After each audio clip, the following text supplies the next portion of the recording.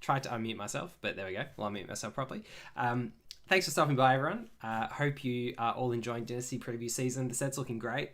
I think we can all agree on that, and hope that you've been enjoying the previews so far.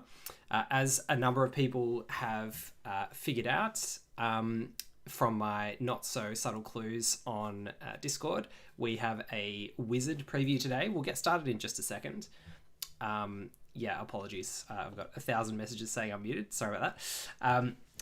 So we'll get started in just a moment. We did advertise 1:15, but yeah, we'll get into it a couple minutes early. So yeah, thanks everyone for stopping by. As a lot of people know, I love the wizard class. The set's looking great.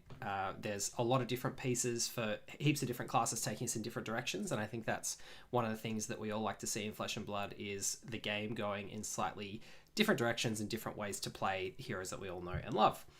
So today we've got a wizard action. It's defense for 3, so not unusual.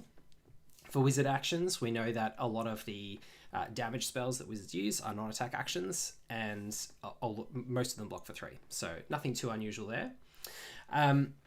The second part of the card is the title, the pitch, and the cost. So the red pitches for 1, obviously, costs 1, and the name is Aether Quickening. So what do we all think of Aether Quickening as a name? What could that possibly mean? Aether, lots of wizard cards have the word Aether in them, usually if they're to do with dealing damage.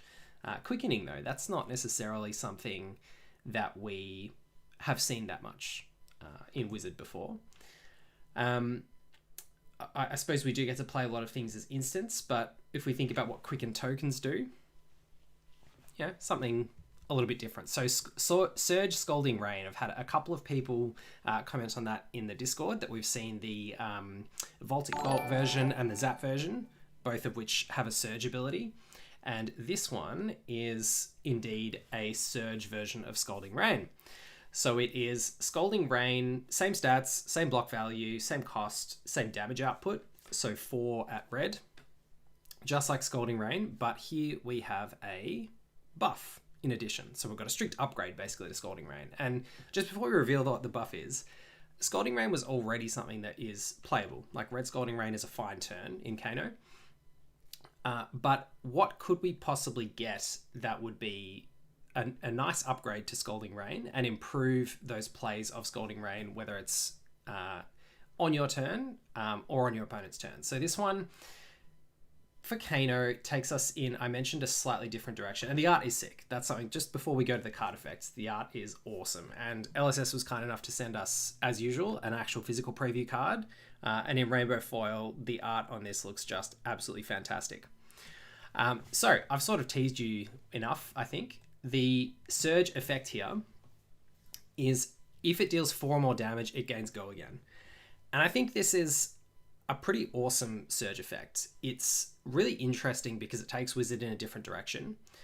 It's not going to work with either wildfire. It's not going to work with playing on your opponent's turn, which has sort of been the most powerful way to get the net benefit out of Kano's ability and out of wizard and get ahead in the game, is to attack your opponent when they've got no cards left in hand and, you know, threaten them at instant speed on their turn.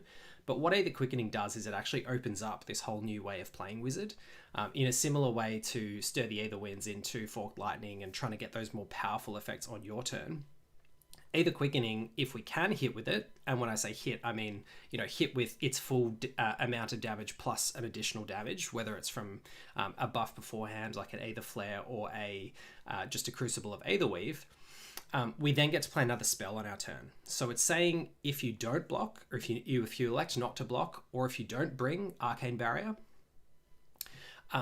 it's sufficient enough to block this, or if you just let this hit, or if you let my earlier either flare hit, for example, I'm going to maybe be able to threaten to go Aether Quickening into something else. And remembering that if we Kano Aether Quickening on our turn, and then we play the Aether Quickening after already playing an Aether Flare, for example, with our action point, we then banish an Aether Quickening with Kano, play the Aether Quickening at instant speed. If it gains go again, that it's still going to net us that action point as it resolves. So it's very interesting. Obviously, we can't net those action points on our opponent's turn because there is this hard and fast rule in the game that you can't gain action points on your opponent's turn. but having the capacity to gain additional action points, sometimes from hidden information, sometimes after already having spent your action point on something like an Aether Flare or a Tome of the Aetherwind or whatever else, allows us to extend turns on our turn as Kano in a way that we weren't able to previously. So we've got some comments in the chat. I think the Surge mechanic overall is hard to pull off, but this is a neat payoff. Completely agree with that. Pretty solid. Wizard getting buffs for playing on their own turn is nice. Stay out of mind with your instant shenanigans. Very reasonable point. And I think really when a lot of people have talked about the Kano feels bads or the negative player experience playing against Kano, particularly as a newer player, a lot of it comes from that sense of, this is my turn, get out of it, do your stuff on your own turn.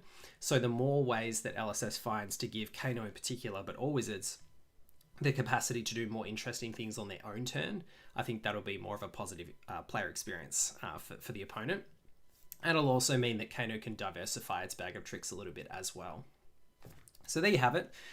Thanks for tuning in. Thanks for stopping by. I hope you enjoyed the preview, and I hope that all those Kano aficionados and wizards out there enjoy putting this into your Kano decks and putting it into other wizard decks and trying to find some new angles to attack all those other pesky heroes.